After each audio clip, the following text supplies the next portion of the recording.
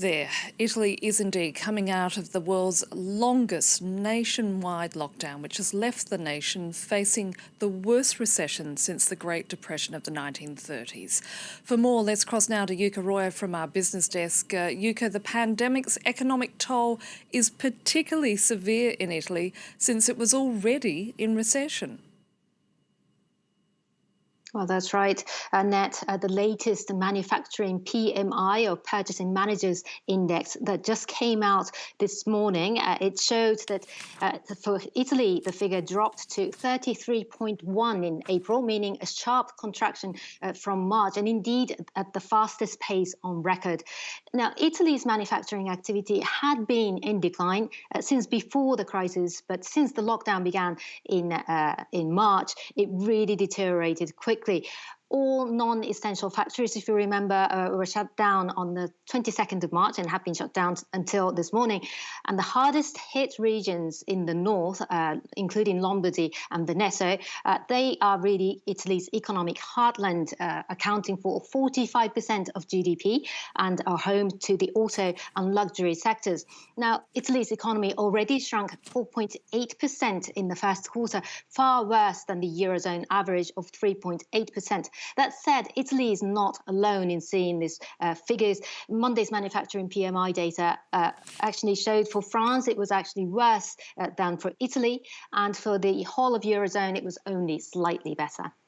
Now, the airline industry is among the hardest hit, and there's been some speculation that flights could begin to pick up again in May.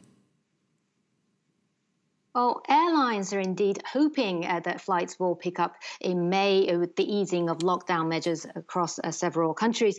But it's really too early to predict when international flights will resume, and the resuming of flights may be limited to domestic flights for a while.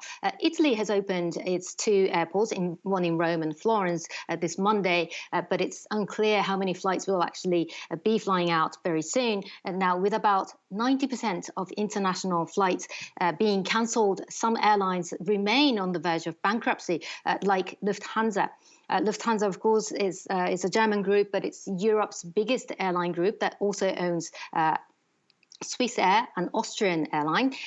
It's hopeful that it's close to reaching a deal with the government for a 10 billion euro bailout package, and if that goes through, then it would be safe. But it's also preparing for other options as well.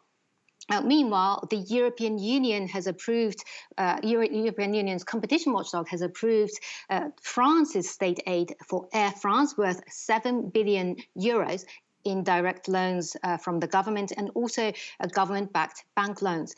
In exchange, though, the French government has asked the airline to do more, to reshuffle its management and to do more to reduce its carbon emissions. Plane makers are also clearly suffering as well, with orders collapsing. According to Finance Minister Bruno Le Maire, the French government will also look into the possibility of setting up a special fund to help the aviation industry.